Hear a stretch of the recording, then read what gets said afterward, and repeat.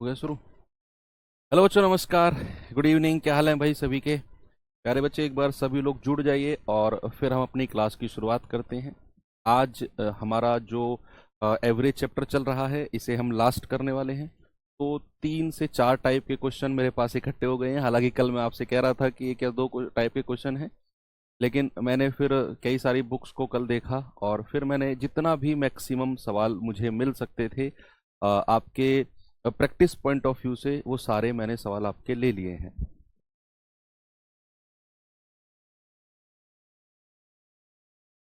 तो चलिए, अब आप लोग पहले बताएंगे क्या हाल चाल हैं सभी के। सब ठीक ठाक हैं? पढ़ाई आप लोगों की अच्छी चल रही है ना भाई? तो आप लोगों का ये चैप्टर आज कंप्लीट हो जाएगा और फिर कल से हमारा जो चैप्टर है बच्चे वो चलेगा टाइम, स्पीड एंड डिस्टेंस, समय चाल दूरी। कल आपकी क्लास नहीं हो पाई थी तो उसको हम आज कंप्लीट कर रहे हैं, ठीक है?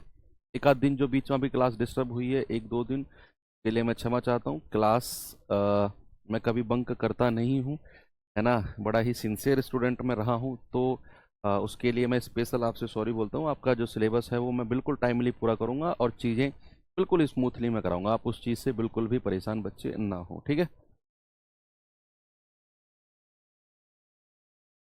चलिए, तो करते हैं शुरू। हमारा टाइप नंबर 1 ये रहा। 2 सवाल हैं इस टाइप में, दो दो तीन तीन चार चार पांच पांच सवाल हैं हर टाइप में। तो 3 से 4 चार टाइप के आसपास क्वेश्चन है, तो ऑलमोस्ट 20 22 क्वेश्चन टोटल हैं जिन्हें आज हम करने वाले हैं, ठीक है? तो एक बार देखेंगे जरा। सवाल क्या है? 3 संख्याएं इस प्रकार हैं कि यदि इनमें से किसी भी 2 संख्याओं के औसत को अगर हम तीसरी संख्या में जोड़ें तो प्राप्त होने वाला योगफल 168 क्रम से है, 168, 174, 180 होता है। इन 3 प्रारंभिक संख्याओं का औसत क्या होगा? आप लोग बताएंगे मुझे जल्दी से। बच्चे करना नहीं है, ये मैं आपको कराऊंगा। अब ये सवाल ना बड़ा फेमस रहा है एक टाइम पर। अगर मैं आपको टाइम पीरियड बताऊं तो सन 2018 से लेकर 22 के बीच ये सवाल ट्रेंडिंग में रहा था। एसएससी, कई सारे एग्जाम्स में एसएससी ने इस सवाल को दिया कि किन्हीं दो का एवरेज तीसरे में जोड़ा जाए तो औसत क्या होगा। मतलब एक नया आया था, शायद 17 18 के आसपास सवाल। तो देख लेते हैं कि इन केस अगर एसएससी भूला भटका ये सवाल आपके एग्जाम में अगर रख दे तो पहले तो इसको मैं आपको ना डिटेल में समझाऊंगा कि कैसे डिटेल में आपको इसे करना है। थोड़ा बड़ा जाएगा, आप परेशान मत होना कि सर इतना बड़ा सॉल्यूशन। तो आराम से बैठ कर देखना उस सॉल्यूशन को, वेट करना। उसके बाद जो मैं डिटेल सॉल्यूशन कराऊंगा वहां से एक हम रिजल्ट फाइंड आउट करेंगे और उसे हम डायरेक्ट लगाएंगे। फिर जो सेकंड मेथड होगा उसमें तो कुछ करना ही नहीं है। शायद अगर आपकी थोड़ी सी कैलकुलेशन अच्छी है तो फिर आपको पेन उठाने की भी जरूरत नहीं है, जो दूसरा मेथड मैं आपको बताऊंगा, ठीक है भाई? एक बार आराम से देखो और फिर हम इसका डिटेल सॉल्यूशन देखते हैं। पहले देखेंगे सवाल आपसे कहना क्या चाह रहा है। तो उसने कहा कि 3 संख्याएं ऐसी हैं, कोई 3 संख्या है आपके पास, कह रहा है किन्हीं दो का औसत अगर आप तीसरी संख्या में जोड़ते हो तो जो प्राप्त आपको संख्याओं का योगफल मिलेगा ना, वो 168 क्रम से है, 174 और 180 प्राप्त होगा। कह रहा है बताओ 3 प्रारंभिक संख्याओं का एवरेज क्या होगा। चलिए देखते हैं बच्चे क्या बनता है सवाल। मैं मान के चलता हूं कि वो 3 संख्या जो है ना वो ए बी सी है। मान दिया मैंने कि प्यारे बच्चे वो 3 संख्याएं जो हैं वो ए बी और सी हैं। अब अकॉर्डिंग टू क्वेश्चन उसने यहां से देखो, यहां से यदि इनमें से किसी भी 2 संख्या का औसत अगर मैं तीसरी संख्या में जोड़ता हूं, किन्हीं दो का औसत अगर मैं तीसरी में जोड़ता हूं। बच्चे स्टार्ट कर लेते हैं ए बी से। तो ए और बी का औसत कितना है भाई? ए प्लस बी बाई टू। और इसको आप तीसरी संख्या में जोड़ते हो सी में, तो पहली बार तो मिलता है आपको 168। जब आपने ए और बी का औसत सी में जोड़ा, एक बार इन दोनों का औसत देखना भाई। अगर मैं आपसे कहूं बी प्लस सी का औसत क्या होगा? B plus C by two. और इसे अगर आप ए में जोड़ते हो तो आपको क्या मिलता है? Second number, that is 174। अब इनका भी औसत आपने ले लिया। अब बचा ए और सी। अगर आप ए और सी का औसत ए प्लस सी बाई टू और अगर तीसरी संख्या बी में जोड़ते हो तो फिर मिलता है आपको 180। ऐसा सवाल ने बोला, और जैसा सवाल ने बोला मैंने वैसा लिख दिया, है ना भाई। उसने कहा कि इन्हीं दो का औसत तीसरी में जोड़ो तो अलग अलग रिजल्ट मिलता है, मैंने लिख दिया। अब यहां से हमारे पास जो टारगेट है ना प्यारे भाई, वो टारगेट है ए बी और सी की वैल्यूज निकालने का। ए बी सी की वैल्यूज निकालकर तभी हम उनका एवरेज आपको बता पाएंगे, है ना। तो आप मुझे बताओ क्या हम यहां कर सकते हैं। अच्छा, अगर मैं एक काम करूं, दो की मल्टीप्लाई ऐसे कर दूं, 2c, और फिर दो उधर जाकर मल्टीप्लाई हो जाएगा, तो यहां से रिजल्ट मिलेगा a plus B plus 2c, है ना भाई, 2c, और बटे 2 है बराबर 168, और ये उधर जाके गुणा हो जाएगा, 2 गुणा 168। ये 2c कहां से आया, इस दो की मल्टीप्लाई हुई, a plus B plus 2c, और ये दो 168 में जाकर मल्टीप्लाई हो गया। ऐसे ही यहां पर ये कितना आएगा, b प्लस सी प्लस 2 की मल्टीप्लाई a में होगी 2a, और ये बराबर उससे मल्टीप्लाई हो जाएगा 2 गुणा 174। बच्चे इसको मल्टीप्लाई मत करना, इसको ऐसे ही रहने दो, 2 गुणा 168, 2 गुणा 174। लास्ट में आके मैं एक रिजल्ट बनाऊंगा और वो इस तरह के हर सवाल में लगेगा फिर, है ना। इसको ऐसे ही रहने दो। इसको भी कर सकते हैं हम, a plus C plus 2b बराबर 180 गुणा 2। अब यहां से तीन अलग अलग मेरे पास समीकरण बने। अब देखना मैं इसमें आपको क्या बताने वाला हूं। बच्चे ये तीनों समीकरण बने हैं ना, और इधर 2 गुणा 168, 2 गुणा 174 और 2 गुणा 180 मुझे मिला। अब मुझे ए बी सी की अलग अलग वैल्यूज भी निकाल सकता हूं, या फिर उसने क्या पूछा है, देखो बच्चे उसने पूछा है प्रारंभिक जो संख्या है ना ए बी सी, उनका एवरेज बताओ। अगर मैं आपको a प्लस बी प्लस सी तीनों संख्याओं का योग भी दे दूं तब भी एवरेज आ जाएगा। अलग अलग वैल्यूज ना भी निकाले हम ए बी सी की, बात बन जाएगी तब भी, अगर मैं ए बी सी तीनों का सम दे दूंगा। तो करो क्या, इन संख्याओं को ना जोड़ लो, तीनों समीकरण को, इन तीनों समीकरण को जोड़ लो। तो ए कितनी बार आया है देख लो भाई, 1 2 और 1 3 और 1 4, 4a प्लस बी कितनी बार आया है, 1 2 और 2 4, 4b प्लस सी कितनी बार आया है, 2 और 1 3 और 1 4, 4c, और बराबर कितना है। अगर मैं यहां से दो कॉमन ले लूं, बचे तीनों संख्याएं जुड़ेंगी ना ये भी, तो दो अगर मैं कॉमन ले लूं तो अंदर बचेगा 168 प्लस 174 प्लस 180। इनको भी अभी मत जोड़ना। देखो इधर मैंने इनको जोड़ा तीनों को, तो इस तरीके से मिला मुझे। जब मैं इधर इन तीनों को जोड़ूंगा ना, तो 2 2 और 2 सब में था, मैंने 2 को कॉमन ले लिया, अंदर मिला मुझे 168 प्लस 174 प्लस 180, है ना। परेशान मत हो ना, बिल्कुल सर्टिफाइड रिजल्ट तैयार करके दूंगा आपको। इस तरीके से करने की जरूरत नहीं है इस सवाल को, है ना, डायरेक्ट आपका आंसर आएगा।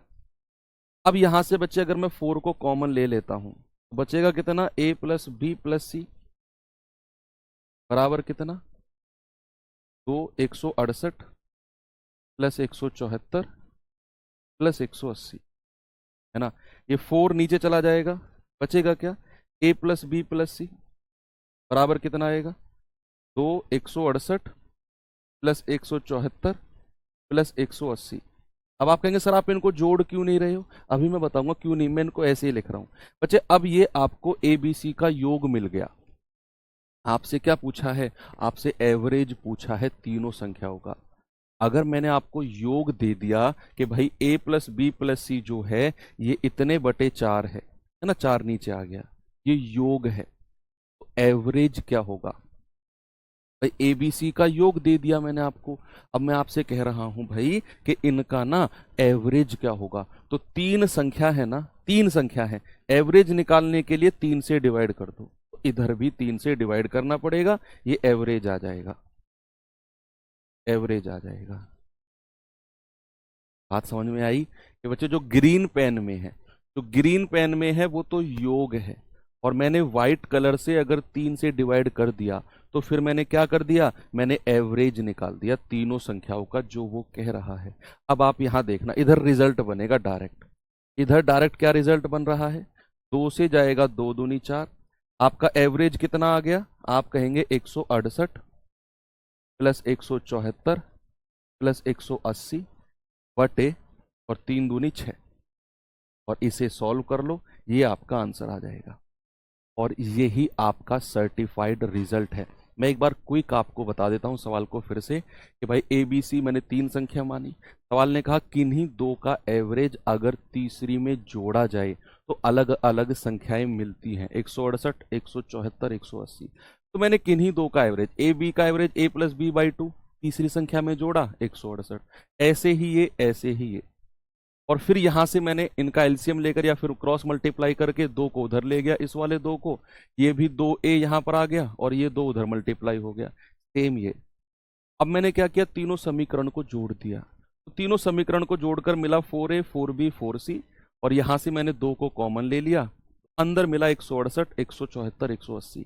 अब मैंने 4 कॉमन लेकर नीचे ले गया, तो मुझे मिला a प्लस बी प्लस सी बराबर 168 प्लस 174 प्लस 180 बटे 4 गुणा, हाँ 4 आ गया। अब मुझे एवरेज निकालना था बच्चे, मेरे पास तीनों संख्याओं का योग था a प्लस बी प्लस सी, मुझे चाहिए औसत। तो मैंने क्या किया, 3 से डिवाइड कर दिया, जितनी संख्या है उतने से डिवाइड करते हैं ना योग को, भाई ये योग बटे संख्या, तो 3 से इधर भी डिवाइड करना पड़ेगा। तो यहां से मुझे फाइनली मिला 168 प्लस 174 प्लस 180 बटे 6, और यही आपका सर्टिफाइड रिजल्ट है। इतना सब करने की जरूरत नहीं है, आप बिल्कुल भी परेशान मत हो, ये मत सोचो कि सर एग्जाम में इतना टाइम कहाँ होगा कि हम इतनी बड़ी कैलकुलेशन करेंगे, कोई ज़रूरत नहीं है। मैं डायरेक्ट आपको इसका ट्रिक भी, ये जो रिजल्ट था वो रटवा सकता था, लेकिन नहीं, मैंने आपको यहाँ प्रूफ करके दिया है कि बटे 6 कैसे आया है ना। अब मैं ये रफ कर रहा हूँ और डायरेक्ट हम इस सवाल का आंसर करने वाले हैं। देखिए सामने देखो एक बार, अब है ना, बिल्कुल भी परेशान मत हो, जो बताने वाला हूं उसको ध्यान में रखना। बच्चे सवाल आपके सामने आएगा, देखो सवाल क्या आएगा, एक बार पढ़ो आपके सामने। सवाल आएगा 3 संख्याएं, एज इट इज सवाल आएगा कि 3 संख्याएं इस प्रकार हैं कि किन्हीं दो का औसत अगर आप तीसरे में जोड़ते हो, सेम लैंग्वेज का सवाल बनेगा।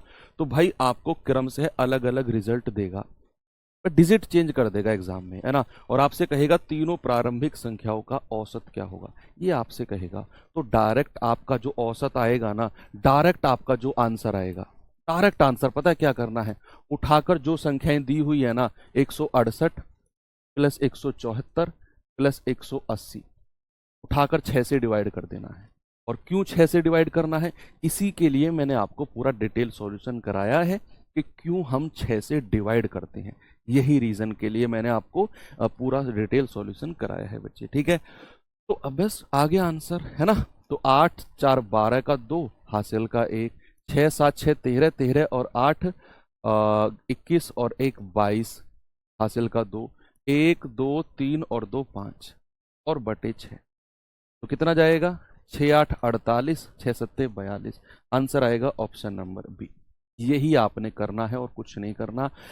आपको कहेगा दो का एवरेज तीसरे में जोड़ने पर अलग अलग रिजल्ट मिल रहे हैं, तो तीनों संख्याओं का एवरेज क्या होगा, उठाकर तीनों संख्याएं जो दी हुई हैं आपको सवाल में जोड़कर 6 से डिवाइड करना है। अगर मैं ये डायरेक्ट आपको रटवाता ना, आपके दिमाग में बड़ा सा क्वेश्चन मार्क आता कि सर ये 6 से डिवाइड क्यों किया, आता ना, इसीलिए मैंने आपको ये सॉल्यूशन कराया डिटेल वाला। अब इस सवाल का आंसर जल्दी से बता दो, क्या होगा सभी लोग।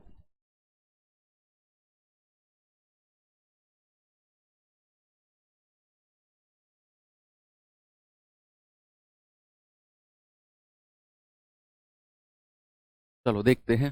3 संख्याएं हैं, जब किन्हीं दो का औसत तीसरी संख्या में जोड़ा जाता है तो परिणामी संख्याएं 104, 111 और 115 होती हैं। दी गई 3 संख्याओं का औसत क्या है।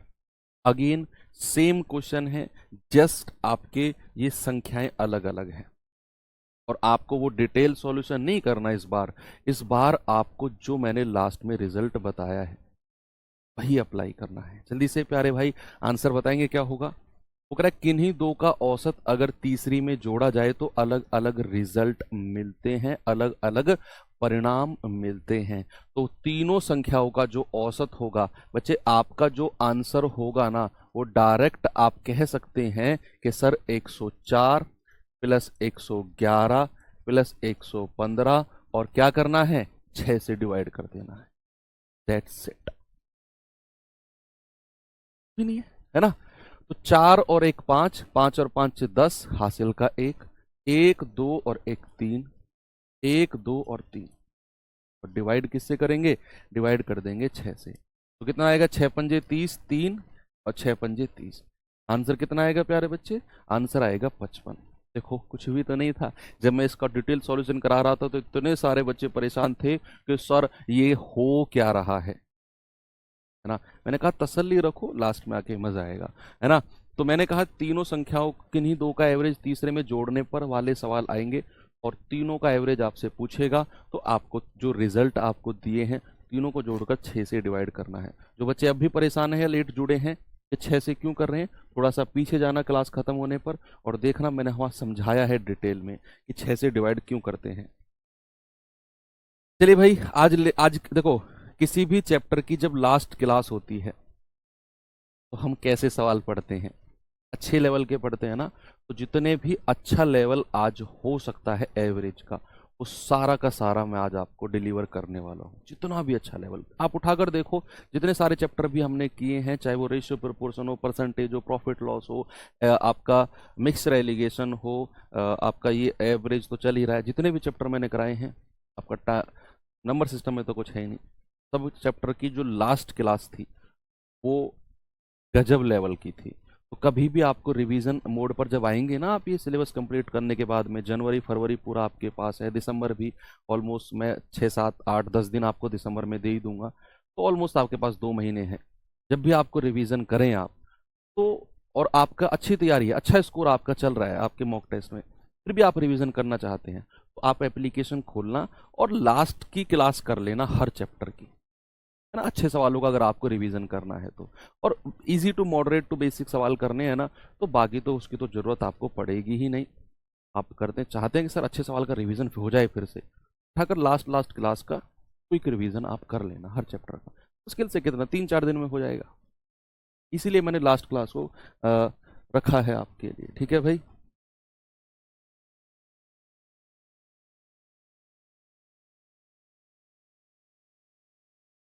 चलिए बताएंगे जरा, सवाल क्या है। 24 संख्याओं का औसत है 56, पहली 10 का औसत है 71.7, अगली 11 संख्याओं का औसत है 42, फिर अगली 3 संख्याएं अर्थात 22वीं 23वीं और 24वीं संख्याएं जो हैं वो 1/2 1/3 और 5/12 के अनुपात में है।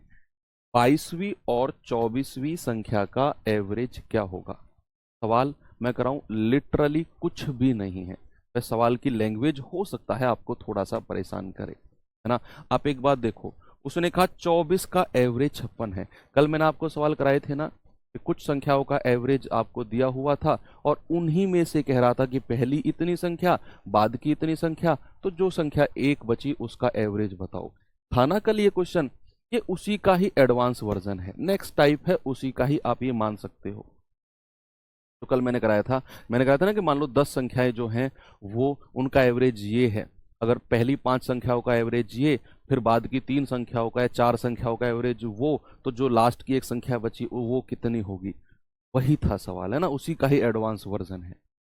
अब आप देखो, उसने कहा 24 संख्याओं का औसत 56 है। मैंने कहा जहां भी आपको एवरेज देगा, उठाकर आपने क्या निकालना है प्यारे भाई, उठाकर आपने योग निकालना है। तो 24 का एवरेज अगर 56 है तो योग कितना होगा, 24 गुणा 56। भाई 24 छिक्के 144, हासिल के 14, 24 पंजे 120 और 14 134, यानी कि आप कहेंगे सर 1344 जो होगा ये योग हो जाएगा, ठीक है। सवाल ने कहा पहली 10 का औसत इतना है, अब इन्हीं 24 का औसत था 56, अब उसने इन्हीं 24 संख्याओं की ही बात करी है। मैं अलग से आपको सवाल एक बार समझा देता हूं, फिर रफ कर दूंगा। ये थी 24 संख्याएं, अब उसने इन्हीं में से ही पहली 10 संख्याओं को अलग कर दिया, अगली 11 संख्याओं को अलग कर दिया, कितनी हो गई भाई 21, टोटल थी 24। तो आपके पास 22वीं संख्या, आपके पास 23वीं संख्या और आपके पास 24वीं संख्या बची। ये 3 संख्या बची आपके पास, है ना। हो गई ना, 11 और 10 21, 22 23 24, पूरी 24 संख्या। इस तरीके से उसने अलग अलग डिस्ट्रीब्यूट कर दिया है इन 24 संख्याओं को, है ना। पहले तो उसने कह दिया कि 24 का औसत 56 है। अब इन्हीं 24 में से वो कुछ अलग अलग संख्याओं के साथ खेल खेल रहा है और आपको उस खेल में वो शामिल करना चाह रहा है। वो कह रहा है कि 24 का औसत 56 है, तो मैंने योग निकाल दिया। अब कह रहा है इनमें से पहली जो 10 संख्याएं हैं ना, उनका एवरेज इतना है। भाई पहली 10 का योग निकाल दो, है ना। पहली 10 का योग कितना होगा, 71.7 से गुणा कर देंगे, ये आएगा 717। ये पहली 10 का योग आ गया। जैसा उसने कहा हमने कर दिया। कह रहा है कि अगली 11 का औसत 42 है। अगर अगली 11 का औसत 42 है तो प्यारे भाई अगली 11 का योग कितना होगा, 11 गुणा 42, है ना। 11 दूनी 22, हासिल का 2, 11 चौक 44 और 2 46। यस और नो, 462।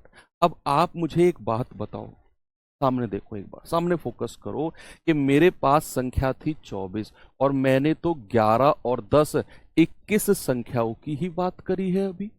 यानी कि 3 संख्या अभी भी मेरे पास मिसिंग है।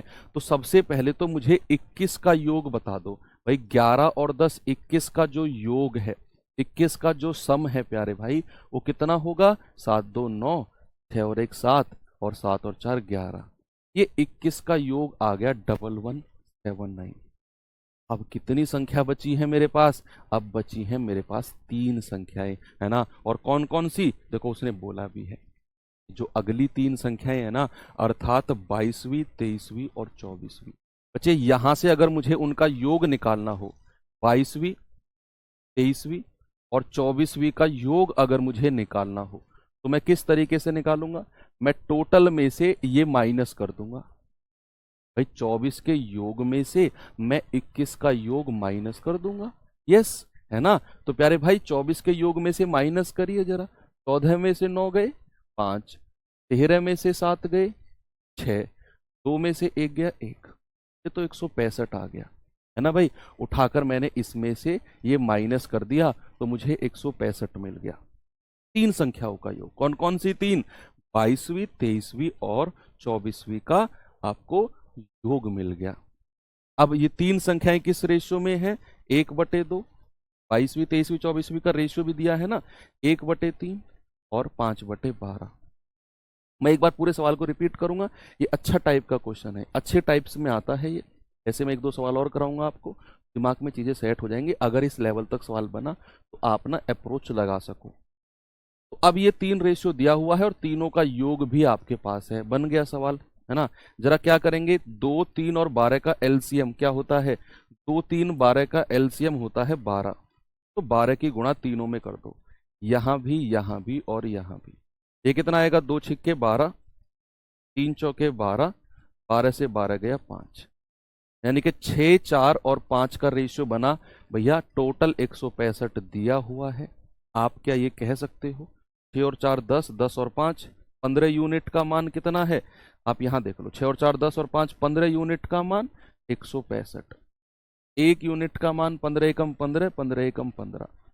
6 का मान कितना होगा, 6 गुणा 11 यानी कि 66। 4 का मान कितना होगा, 4 गुणा 11 यानी कि 44।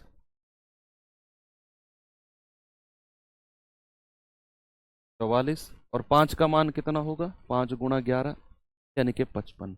आपसे क्या पूछा है, आप सामने देखो एक बार, आपसे पूछा है 22 और 24वीं का एवरेज क्या होगा।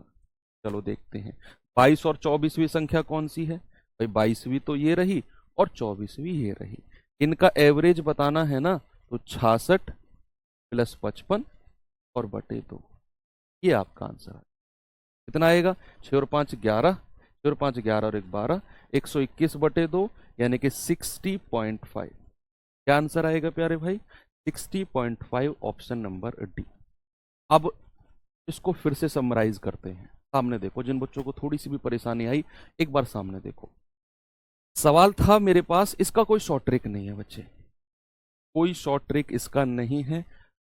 आप खामा मैं फर्जी शॉर्ट ट्रिक में आपको फंसा के खड़ा कर दूं, कोई फायदा नहीं है। अगला सवाल फिर आपको नया तरीके से देगा वो, है ना। तो बड़ी जिसका जो तरीका शॉर्ट बन सकता है ना, वो मैं आपको पहले ही बता देता हूँ कि ये इसका शॉर्ट है और ये वो सब में लगेगा। और जिसका नहीं है। अब मैं इस पर्टिकुलर सवाल के लिए आपको कोई शॉर्ट ट्रिक समझा दूं, अगले सवाल में वो फेल हो जाएगी, है ना। तो मुझे ज्यादा पता है कि किसका चीजें ज्यादा तरीके से अच्छी समझ में आती हैं। आप 3 4 5 6 क्वेश्चन इस तरीके से प्रैक्टिस करोगे ना, आपको जरूरत ही नहीं पड़ेगी शॉर्ट ट्रिक की, है ना। तो एक बार सामने देखो, उसने कहा 24 का औसत है 56, 10 का औसत इतना है, अगली 11 का औसत 42 है। देखो इसको डेविएशन से भी निकालते हैं, ये तो हमने योग से निकाला 165, डेविएशन से भी 165 निकालते हैं, लेकिन उसमें मैं आपको फंसाऊंगा नहीं डेविएशन में, है ना। तो अब कह रहा है कि जो अगली 3 संख्याएं हैं, यानी कि 22वीं 23वीं और 24वीं, वो इस अनुपात में है। आपसे कह रहा है 22 और 24 का योग बताओ, औसत बताओ क्या होगा। देखो मेरे पास 24 का औसत 56 था, मैंने 24 का योग निकाल दिया। पहली 10 का औसत 71.7 था, मैंने पहली 10 का योग निकाल दिया। अगली 11 का औसत 42 था, मैंने अगली 11 का योग निकाल दिया। अब मेरे पास 11 और 10 21 संख्याओं का योग हो गया 1179, 21 का योग। तो बची 3 संख्या 22 23 24, उनका योग अगर मुझे चाहिए तो मैं 24 में से 21 का योग माइनस कर दूंगा, है कि नहीं, है ना बच्चे। मैंने उठा के माइनस किया तो 22 23 24 का योग मिला मुझे 165, ठीक है। 22 23 24 का रेशियो दिया हुआ था 1/2 1/3 5/12। मैंने 2 3 12 का एलसीएम 12 की मल्टीप्लाई करी तो रेशियो मिल गया 6 4 और 5 मिला। अब हमें योग 165 था, मैंने 6 और 4 10 5 15 यूनिट का मान 165, एक का मान 11, तो अलग अलग मान मैंने निकाल दिया। तो मुझे 22 23 और 24वीं संख्या मिल गई। अब कह रहा है 22 और 24 का औसत बताओ, तो 66 और 55 को जोड़कर 2 से डिवाइड कर दिया, 60.5 आपका आंसर आ गया, ठीक है। चलो देखो यहां से नीचे तो सब में चेंज होगा, यहां से ऊपर के सवाल में आप डेविएशन से निकाल सकते हो 165, ठीक है। चलो चलते हैं अगला सवाल। ये सवाल देखिए एक बार।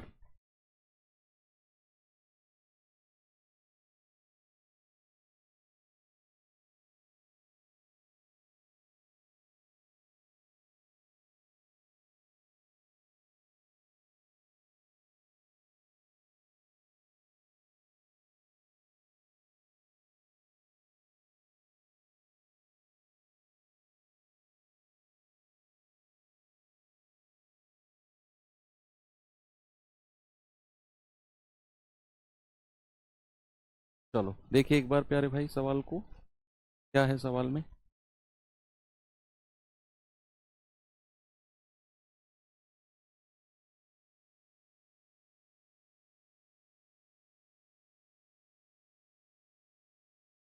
सवाल है 24 संख्याओं का जो औसत है वो 65 है, पहली 11 का जो औसत है वो 67 है, अंतिम 10 का औसत 70 है। यदि 12वीं संख्या 13वीं संख्या से 13 कम है और 14वीं संख्या 13वीं संख्या से 1 अधिक है, तो 12वीं और 14वीं का औसत क्या होगा। ये भी सवाल अच्छा है ना। वही प्रोसेस वही तरीके से करेंगे। देखो फर्क क्या है, पिछले सवाल में तो हमें इनका रेशियो दे दिया तो हमें ज्यादा कुछ करना नहीं पड़ा। इस सवाल में ना हमको थोड़ी सी मेहनत करनी पड़ेगी।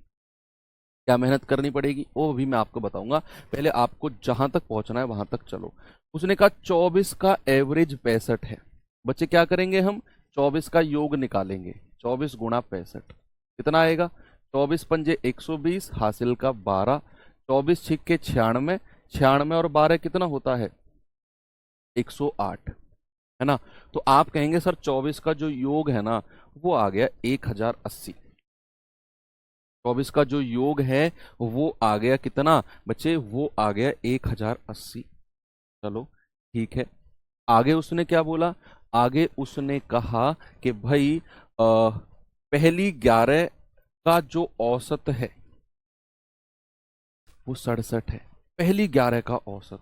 तो पहली 11 का योग कितना होगा, 11 गुणा 67, यानी कि 11 सत्ते 77 हासिल के 7, 11 छिक्के 66, 66 और 7 यानी कि 73। तो पहली 11 का योग मिल गया आपको 737, पहली 11 का। फिर कह रहा है अंतिम 10 का औसत 70 है, अंतिम 10 का। तो बच्चे अंतिम 10 का योग कितना हो जाएगा, 10 गुणा 70 यानी कि 700।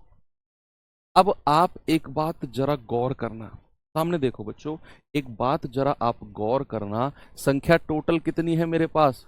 24। और यहां तो मैं 11 और 10 21 संख्याओं की बात कर चुका हूं। यानी कि मैं कह चुका हूं आपसे कि 21 का जो योग है वो कितना है? 7, 3 और 7 और 7 14। भाई ये तो 21 का योग है 1437, है कि नहीं? अभी 3 संख्या गायब हैं। कौन कौन सी हैं वो उसके बारे में बताया है। यदि 12वीं संख्या 13वीं से इतना कम है और 14वीं संख्या 13वीं से इतना कम है, ज्यादा है। 3 संख्या मिल गई आपको, 12, 13, 14। यानी कि आपको अगर 12वीं संख्या, 13वीं संख्या और 14वीं संख्या का योग निकालना है, आप पहले क्या करेंगे? इसमें से, है ये क्या हो गया? कुछ गड़बड़ किया है क्या हमने? 24 का औसत 65 है। एक सेकंड, हाँ हाँ कुछ हुआ है।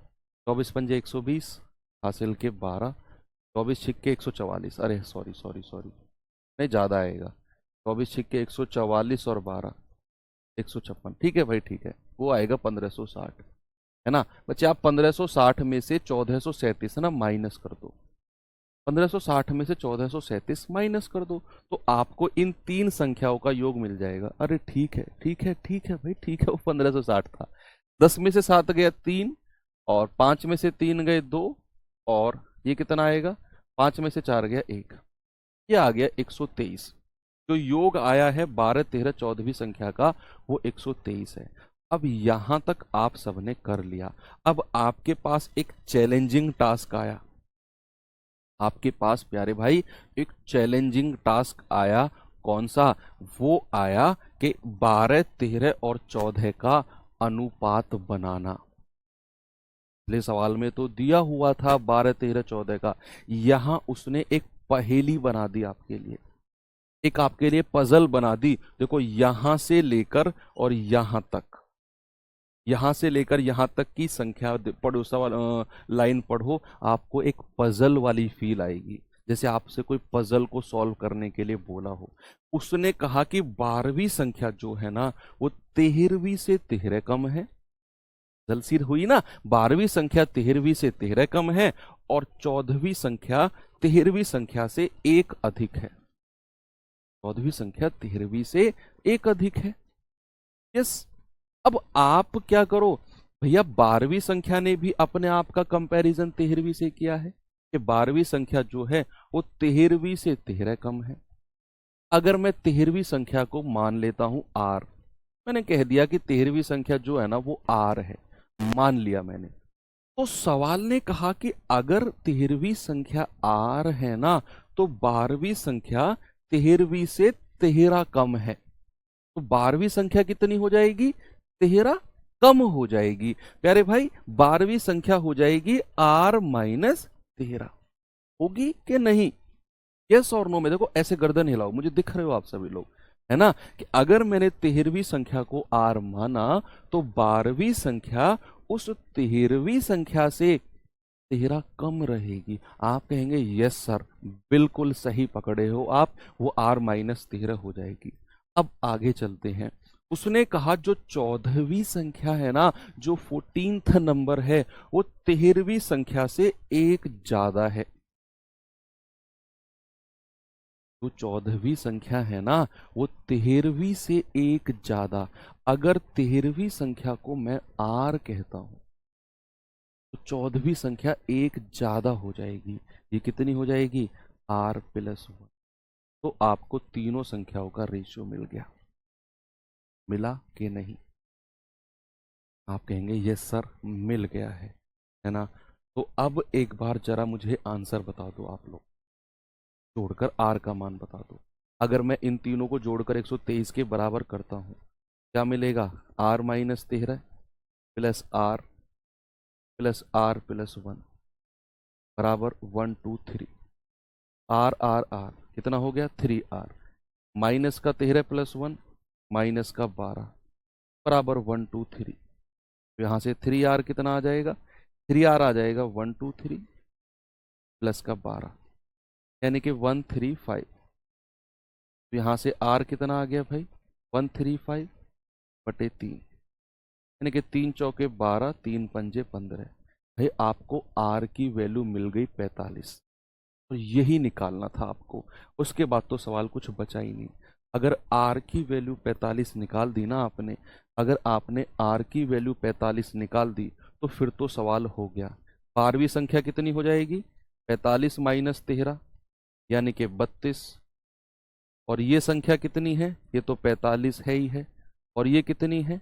45 प्लस 1 यानी कि 46। जैसा आपसे जो पूछा है उठाकर आंसर निकाल दो।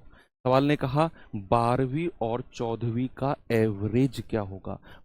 12th एंड 14th का एवरेज। भाई 12वीं संख्या 32 है, 14वीं संख्या कितनी है? 46 है। तो 32 प्लस 46 डिवाइड बाई 2।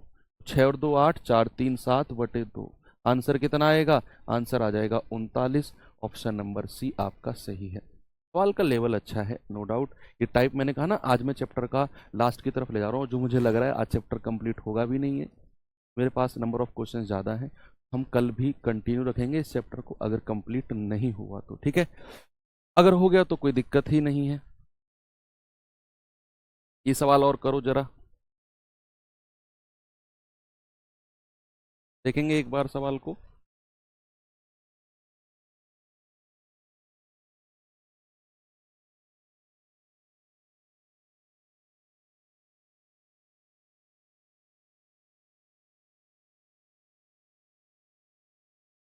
चलो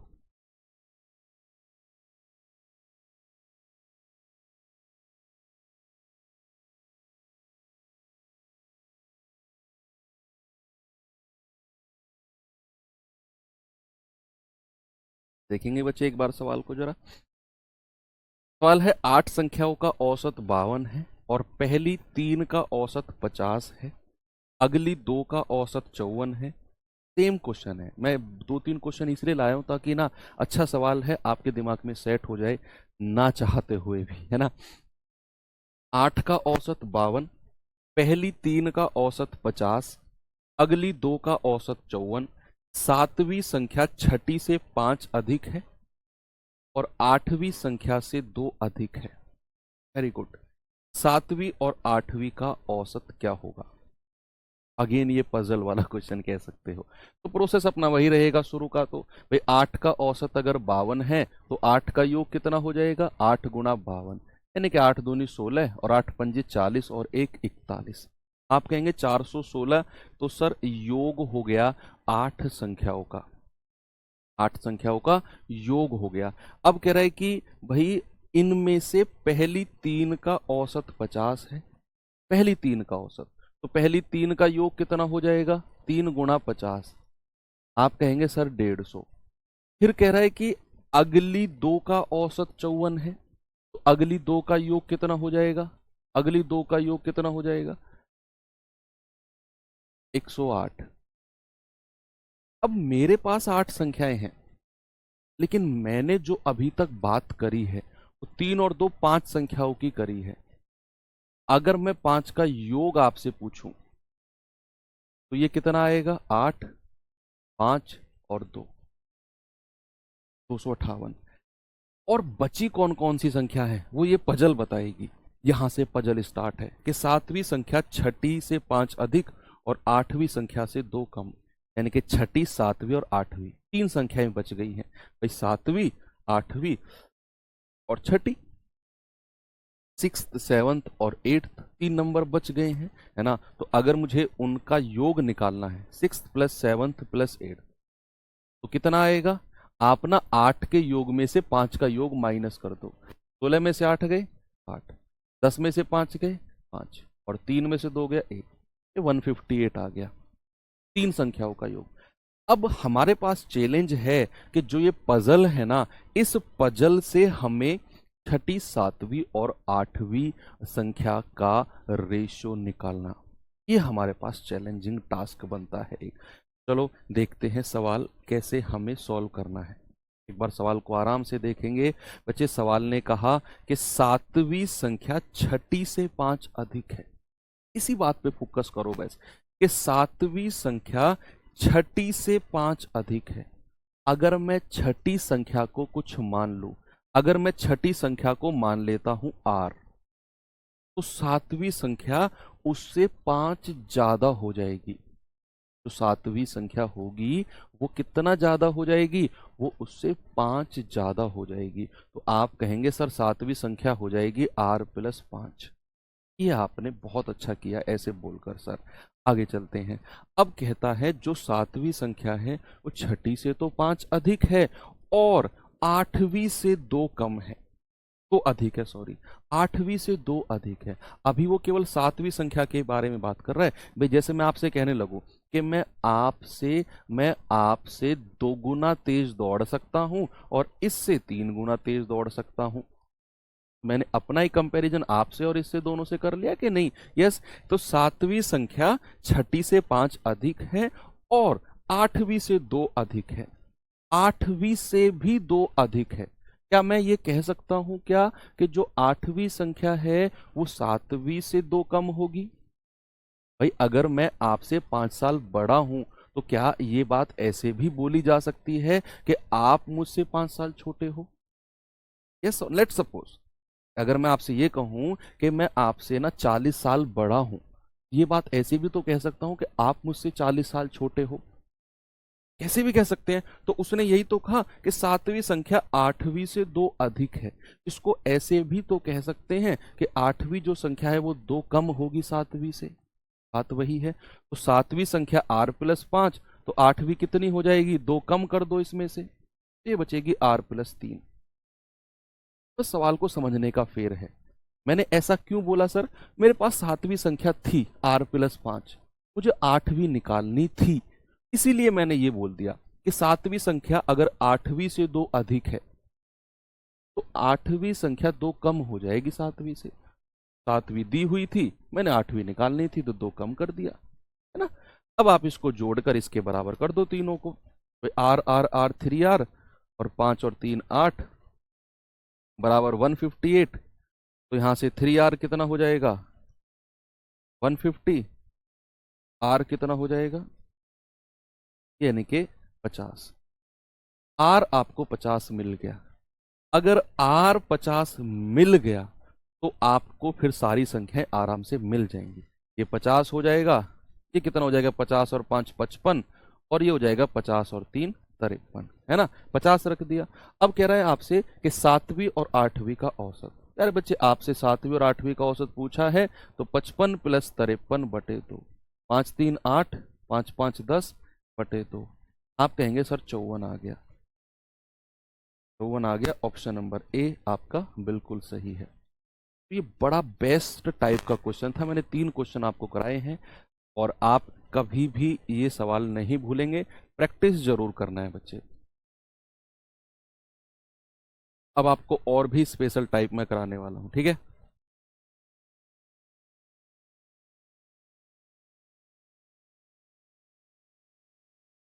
देखो, हाँ पहले ना थोड़ा सा कॉन्सेप्ट सीखते हैं।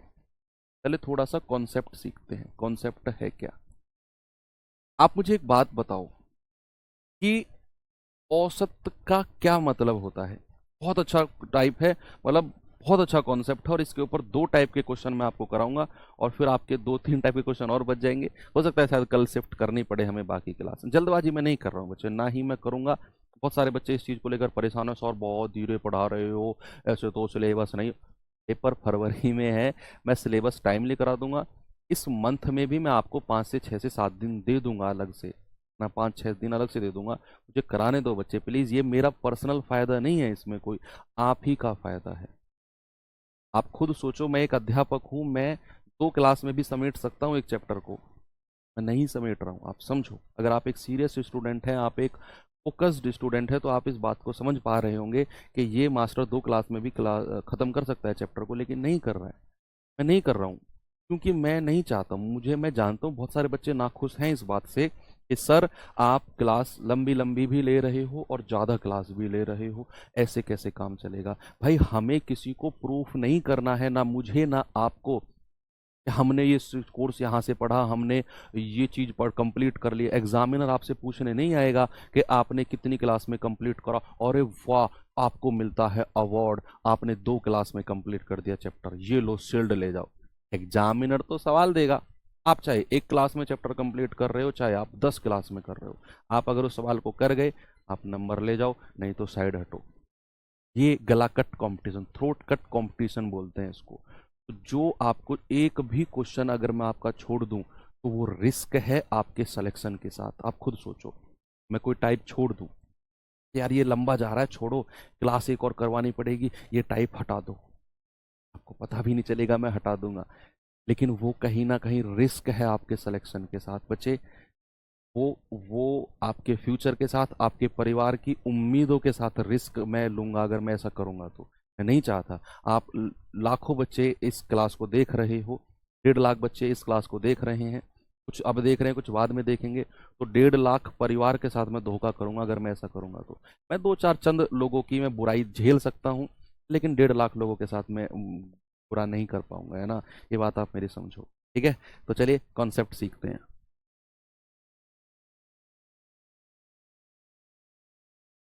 कॉन्सेप्ट क्या है, एवरेज से आप क्या समझते हो।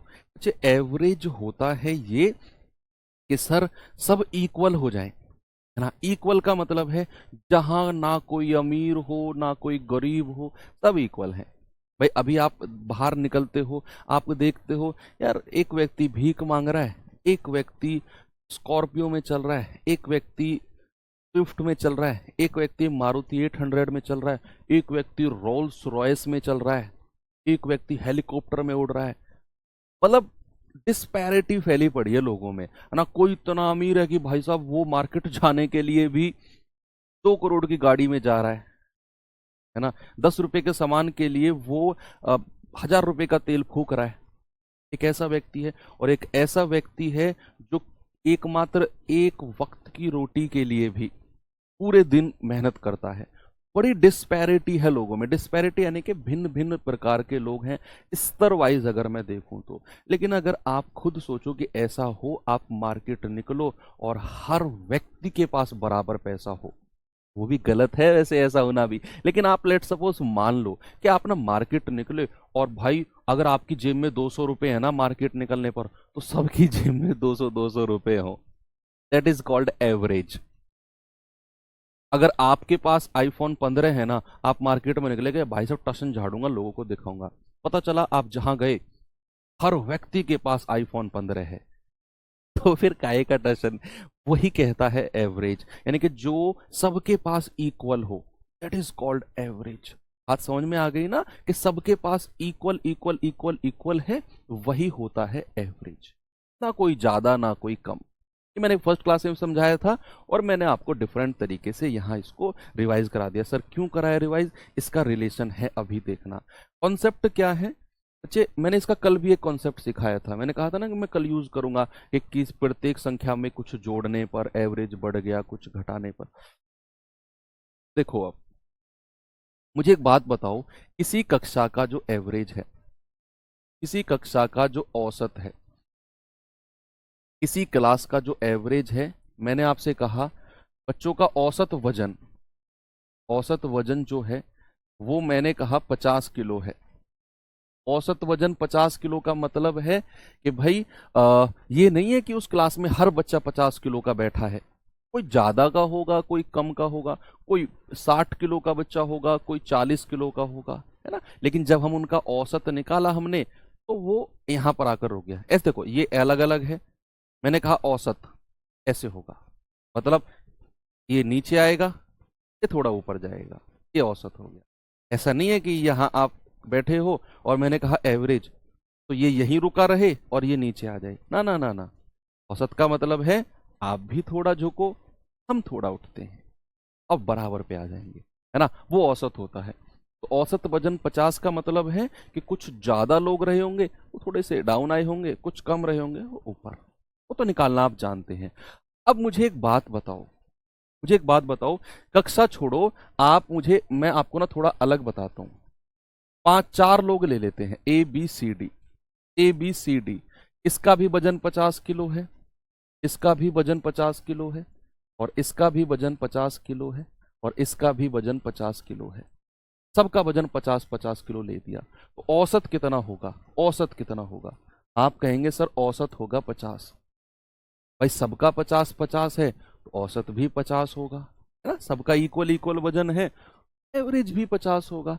अब अगर मैं आपसे एक, अब जो बहुत इंपॉर्टेंट बात मैं आपको बताने वाला हूं, देखना, बहुत इंपॉर्टेंट बात बताने वाला हूं आपको, ये रीढ़ की हड्डी है जो बताने वाला हूं इस पूरे टाइप की। और सवाल बन सकता है यहां से, अगर मैं आपसे कहूं कि इस ग्रुप में एक व्यक्ति एंट्री करता है ई, एक व्यक्ति एंट्री करता है ई, जो तरीका बता रहा हूं ना, पेन उठाने की जरूरत नहीं है इसमें आपको। एक व्यक्ति एंट्री करता है ई, पांचवा व्यक्ति, और उसका वजन 50 किलो है, उसका वजन 50 किलो है। आप मुझे एक बात बताओ, अगर ये इस ग्रुप में आकर बैठेगा तो औसत वजन 50 रहेगा, 50 से ज्यादा होगा, या 50 से कम होगा? सोचकर बताओ, सोचकर बताओ। अगर ये व्यक्ति ई इस ग्रुप में आकर बैठता है तो औसत वजन 50 ही रहेगा, 50 से ज्यादा होगा, या 50 से कम होगा? प्यारे बच्चे, आप कहेंगे कि सर अगर आने वाला व्यक्ति है ना ग्रुप में, और वो औसत जितना ही वजन लेकर आ रहा है 50 किलो, उसके आने से औसत पर कोई फर्क नहीं पड़ेगा। अगर आने वाला व्यक्ति औसत जितना ही वजन लेकर आ रहा है तो ओवरऑल एवरेज पर नो इफेक्ट आएगा, नो इफेक्ट, कोई प्रभाव नहीं पड़ेगा ओवरऑल एवरेज पर। बात क्लियर हुई कि भाई ये 50 किलो इनका एवरेज था सभी लोगों का, एक व्यक्ति ने एंट्री मारी 50 किलो वजन लेकर, कोई फर्क नहीं पड़ेगा, साइड में आके बैठ जा भाई, तेरा भी 50 ही है वजन। सेकंड केस बनता है, सेकंड केस बनता है कि व्यक्ति ने एंट्री मारी और उसका वजन था, ये केस वन है, ये केस वन है, ये केस वन है। अब मैं केस टू आपसे कहता हूं, केस टू, व्यक्ति ने एंट्री मारी, ई ही व्यक्ति है मान लो, इसमें भी ई मान लेते, केस वन का अलग है, केस टू का अलग। अगर व्यक्ति ने एंट्री मारी और भाई ये जो है ना, ये मान लो 55 किलो वजन लेकर आ गया, 55 किलो वजन लेकर आ गया। अब बताओ इसके आने से औसत बढ़ेगा या घटेगा? कितना हो जाएगा, कितना, कैसे कैसे, वो बाद की बात है। आपको जस्ट बढ़ेगा या घटेगा इसमें जवाब देना है। आपने ये देखना है कि जो व्यक्ति आ रहा है ना ग्रुप में, अगर वो औसत जितना ही वजन ला रहा है, औसत जितना ये लाया था, तो औसत पर कोई प्रभाव नहीं पड़ेगा। अगर वो व्यक्ति औसत से ज्यादा लेकर आ रहा है तो औसत बढ़ेगा, है ना?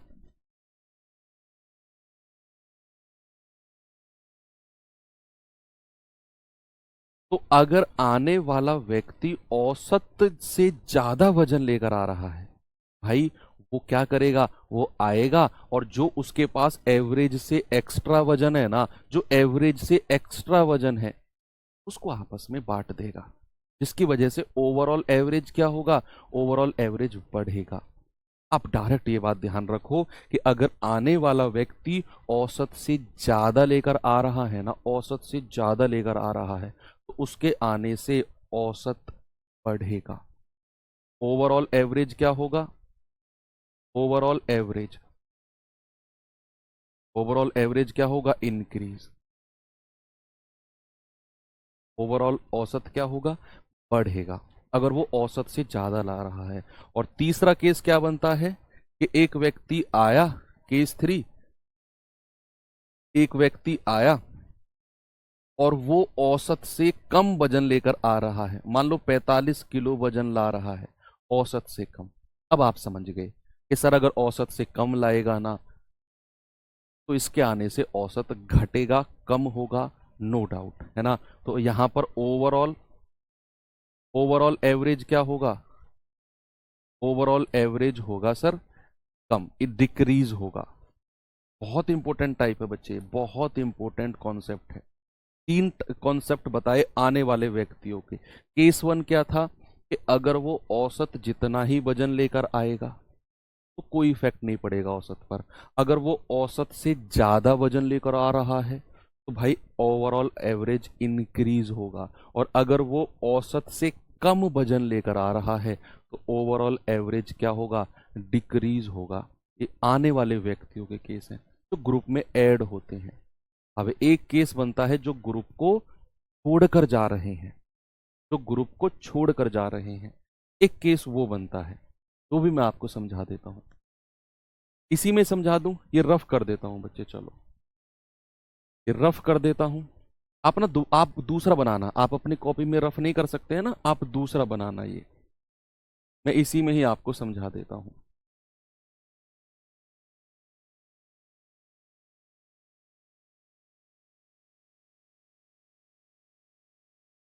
मैं अब इसी में ही आपको समझाऊंगा, आप दूसरा बनाना इस टाइप का, है ना। तो अब एक बार आप सामने देखो, केस वन क्या है। केस वन क्या है कि अब ग्रुप से एक व्यक्ति छोड़कर गया, ग्रुप से एक व्यक्ति छोड़कर जा रहा है, एग्जिट कर रहा है। केस वन, एग्जिट केस इसे लिख सकते हो, एग्जिट केस। जब कोई व्यक्ति ग्रुप में एग्जिट करता है, पहले वाले को लिख लेना एंट्री केस, जो कोई आता है ना। अब एग्जिट केस में क्या है कि बच्चे, केस वन है कि कोई व्यक्ति ग्रुप छोड़कर जा रहा है, कोई व्यक्ति ग्रुप छोड़कर जा रहा है भाई। बड़े दुख की बात है। अभी आपको ये चीज थोड़ा सा ना अजीब लग रही होगी, जब मैं सवालों में अप्लाई करूंगा ना, आप कह दोगे गुरुजी वाह मजा आ गया। देखना तुम, बहुत बड़े बड़े सवालों को बहुत आसान बनाने वाला हूं मैं, एकमात्र इसी कॉन्सेप्ट से।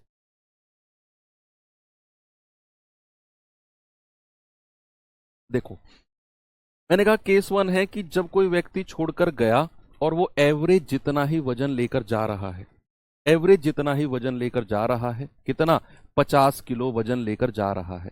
कोई भी मान लेते हैं, मान लो ए मान लेते हैं, ए छोड़कर गया और ए औसत जितना ही वजन लेकर जा रहा है। ओवरऑल औसत पर कोई फर्क नहीं पड़ेगा, नो इफेक्ट, नो इफेक्ट, कोई प्रभाव नहीं पड़ेगा भाई। अगर औसत जितना वजन कोई लेकर आए या औसत जितना वजन कोई लेकर जाए, ओवरऑल एवरेज पर नो इफेक्ट, कोई प्रभाव नहीं पड़ेगा। आते हैं केस टू पर, कोई व्यक्ति छोड़कर गया और वो औसत से ज्यादा वजन लेकर जा रहा है। आप खुद सोचो कि भाई 5 लोग बैठे हैं हम क्लास में, सामने देखो, समझो, पेन को साइड में रखना है आपने। 5 लोग बैठे हैं हम क्लास में, हम सभी के पास 100-100 रुपए हैं, उसके अलावा और कुछ नहीं, 100-100 रुपए हैं। अब मैं जा रहा हूं क्लास से खड़ा होके और मैं अपने 100 रुपए लेकर निकल जाऊं, तो क्या हमारी क्लास के औसत पर कोई फर्क पड़ेगा? क्या आपके पैसे बढ़ जाएंगे या आपके पैसे कम हो जाएंगे? बताओ। आप कहेंगे सर आपके 100 रुपए आप लेकर निकल लिए, क्या फर्क पड़ा? कुछ भी नहीं, है ना। ना तो हमें आपको कुछ देना और ना आपसे हमें कुछ लेना। देखो ऐसे बहुत अच्छे समझ में आएगा आपको, है ना। थोड़ा प्रैक्टिकल समझाता हूँ कि 5 लोग हम बैठे हैं क्लास में, मैं निकल लिया 100 रुपए लेकर। आप कहोगे निकल लो सर पतली गली से, हमारा क्या लेना देना, हमारे 100 रुपए तो हमारी जेब में है। अगर आप अपने 100 रुपए लेकर जा रहे हो तो निकलो। अब मैं निकल गया तो पहला केस क्या तैयार हो गया, कोई इफेक्ट नहीं पड़ेगा। अब सेकंड केस क्या था, मैं निकला और मैं ना 100 रुपए लेकर नहीं गया, मैं लेकर गया हूं 120 रुपया। 20 रुपए कहां से आए? मैंने आपसे छीने, बराबर बराबर। जो 20 रुपया एक्स्ट्रा है ना, वो आपसे छीने हैं मैंने, 4 लोगों से 5-5 रुपए छीन लिए। तो 5 चौके 20 और मैं 120 लेकर निकल गया। अब एक, जब मैं 120 लेकर जा रहा हूं क्लास से, तो मेरे जाने से आपका जो पैसा है वो कम हुआ या ज्यादा हुआ?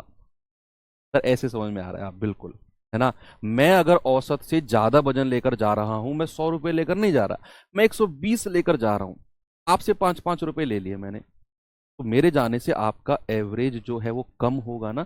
आपसे छीने हैं मैंने रुपए, है ना। ये मत कहना सर छीन के दिखाओ, है ना। नहीं, लेट सपोज छीन लिए मैंने आपसे, तो जब मैं ज्यादा लेकर जा रहा हूं तो बच्चे ओवरऑल एवरेज जो होगा वो कम होगा, वो डिक्रीज होगा। बच्चे यहाँ केस अलग हो जाते हैं, यहाँ केस अलग हो जाते हैं। एग्जिट केस में ध्यान रखना, एग्जिट केस में अलग चीजें तैयार होती हैं, ठीक है। अब ये बात क्लियर हो गई कि भाई बात जो है डिक्रीज होगी। एंट्री केस में अलग था ये। अब आता है केस थ्री। केस थ्री में मान लो मैं 100 रुपए लेकर नहीं गया, मैं 90 रुपए या 80 रुपए लेकर ही गया हूं, मैं 20 रुपए छोड़ गया तुम्हारे पास, लो 20 रुपया लो और बांट लो आपस में। तो आपका जो पैसा है वो बढ़ेगा या घटेगा? अगर मैं क्लास छोड़कर गया, मैं 100 रुपए लेकर नहीं गया, मैं 80 रुपए लेकर गया हूं और 20 रुपए लो बांट लो आपस में, तो आप आपस में बांट लोगे, आपका पैसा 100 रुपए से बढ़ जाएगा। यानी कि अगर मैं औसत से कम लेकर जा रहा हूं ना, अगर जाने वाला व्यक्ति औसत से कम लेकर जा रहा है तो ओवरऑल एवरेज इंक्रीज होगा, ओवरऑल एवरेज इंक्रीज होगा, बढ़ेगा। तो एग्जिट और एंट्री के 3 3 6 केस आपको अच्छे से रिवाइज करने हैं, रटना नहीं है। ऐसे प्रैक्टिकल होकर सोचोगे ना, लाइफ में कभी नहीं भूलोगे। एंट्री के भी यही केस और एग्जिट के भी। आराम से 10 मिनट देना इन 6 कॉन्सेप्ट को, मैं कह रहा हूं हवा बना दोगे सवालों की, हवा। अब देखना कैसे हवा बनती है सवालों की। सवाल पे आता हूं मैं। देखो सवाल नंबर 1 मैं आपको देता हूं।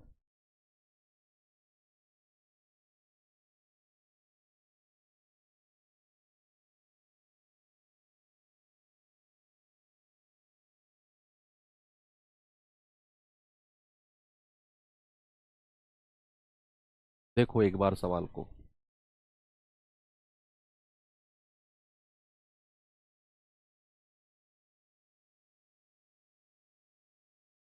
सवाल है, एक कक्षा में 49 छात्रों का औसत है 39। मैं बताऊंगा ये सवाल, अगला सवाल आप खुद ट्राई करना।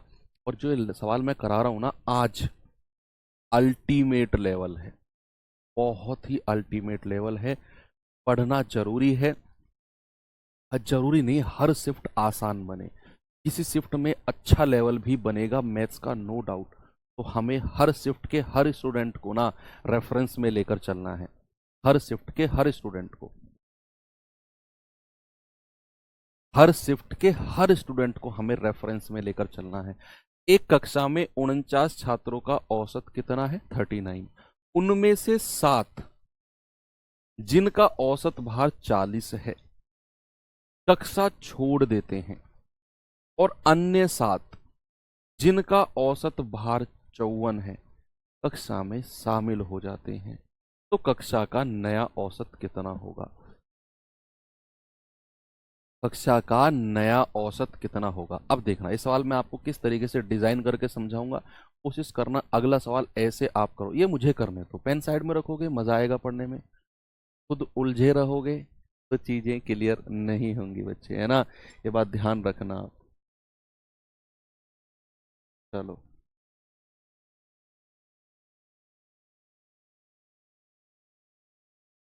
चलो देखते हैं। भाई कक्षा में 49 छात्रों का एवरेज कितना है? 49 लोग हैं या 49 छात्र हैं, और 49 छात्रों का एवरेज कितना है? 39 है। ये 39 क्या है प्यारे बच्चे? एवरेज। अब जो मैंने आपको 6 कॉन्सेप्ट सिखाए हैं ना एंट्री के और एग्जिट के, अब उन्हें अप्लाई करने का वक्त आ गया है। कैसे?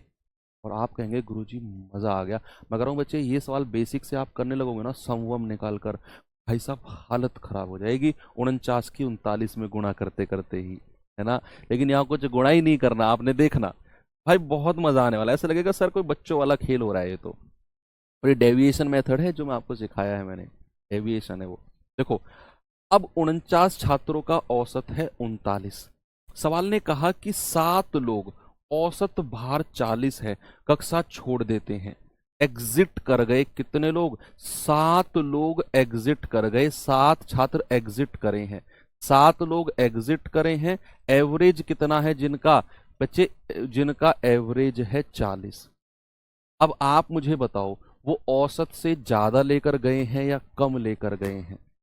वो एग्जिट वाला केस कि अगर मेरे पास 100 रुपए हैं और हम सबके पास 100 रुपए हैं और मैं निकल रहा हूं क्लास से, एग्जिट कर रहा हूं और मैं 100 रुपए से कम लेकर जा रहा हूं, मैं आपके लिए वो पैसा छोड़कर जा रहा हूं अपने में से, तो आपका बढ़ जाएगा औसत। लेकिन अगर मैं ज्यादा रुपए लेकर जा रहा हूं 100 रुपए से, मतलब आपके पैसे छीन कर ले जा रहा हूं मैं, एवरेज घटेगा। तो यहां एग्जिट किया 7 लोगों ने, बाहर निकले हैं 7 लोग और वो लेकर गए हैं एवरेज 40 का। बच्चे मेरा क्लास का एवरेज कितना था? वो था 39। 40 लेकर गए हैं भाई, ये तो ज्यादा लेकर गए हैं औसत से, तो इनके जाने से एवरेज कम होगा या बढ़ेगा? आप कहेंगे सर ये गए हैं औसत से ज्यादा लेकर गए हैं, छीन कर लेकर गए हैं, तो औसत कम होगा। कम होगा तो माइनस का साइन लगाओ। और कितना कम होगा? 39 और 40 का डिफरेंस 1। और कितने लोग हैं? 7 लोग हैं, तो 7 से गुणा कर दो। तो ओवरऑल जो कमी आएगी वो 7 की कमी आएगी, ओवरऑल कमी। बस ये देखना है कि एग्जिट किया कितने लोगों ने? 7 लोगों ने। कितना एवरेज? 40।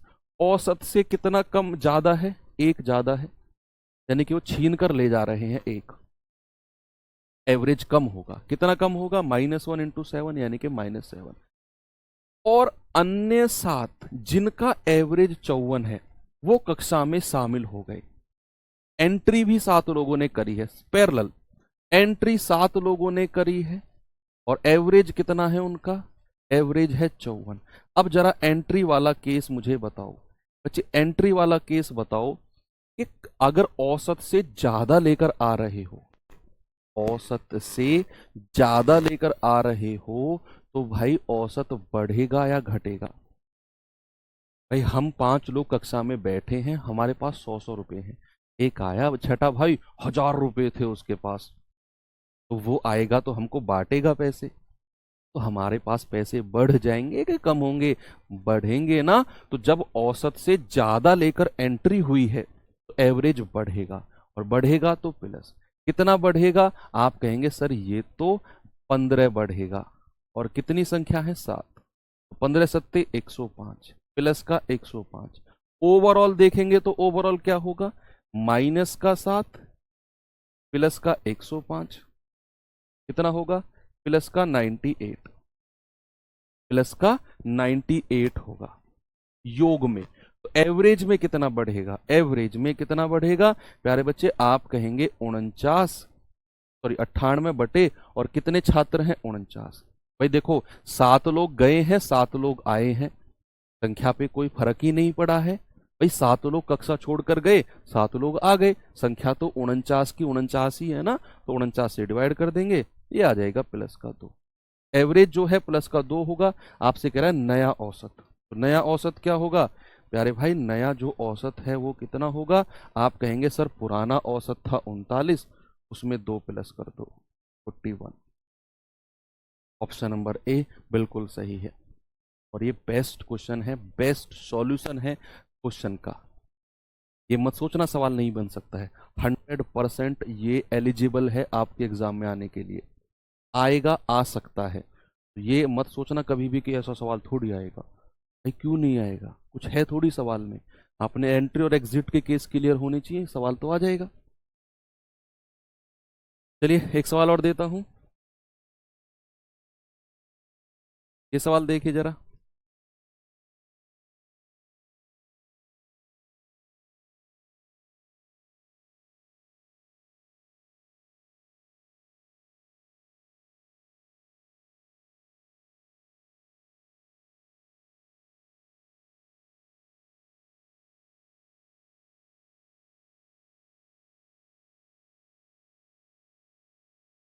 देखो ये और करो सवाल, फिर इसी टाइप का थोड़ा सा हल्के वाले क्वेश्चन करा दूंगा आपको, है ना। ये बेस्ट क्वेश्चन है, ये सुपर लेवल क्वेश्चन है, अगर बना तो इससे ऊपर नहीं जाएगा, इससे ऊपर लेवल कुछ बनेगा ही नहीं आपके एग्जाम में, अगर गया तो ये हाईएस्ट है, ठीक है ना। किसी कक्षा में छात्रों की एक निश्चित संख्या का औसत वजन 68.5 किलोग्राम है। यदि 4 नए छात्र आते हैं जिनका वजन 72.2, 70.8, 70.3 और 66.7 केजी है, तो सभी छात्रों का औसत 300 ग्राम बढ़ जाता है। आरंभ में संख्या कितनी थी? बताओ सवाल क्या होगा इसका उत्तर। करेंगे, आराम से करेंगे। एंट्री एग्जिट वाला केस क्लियर है, कुछ भी नहीं है सवालों में, और उसको आप 10 मिनट अलग से बैठ के पढ़ना जो मैंने सिखाया आपको।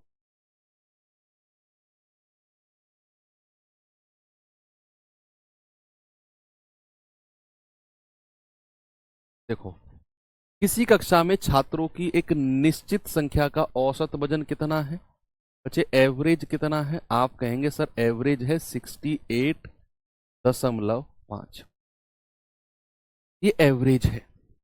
अब सवाल ने कहा कि भाई 4 छात्र कक्षा में आए, हमें नहीं पता संख्या कितनी है, बस ये बोल दिया कि निश्चित संख्या है और एवरेज 68.5 है।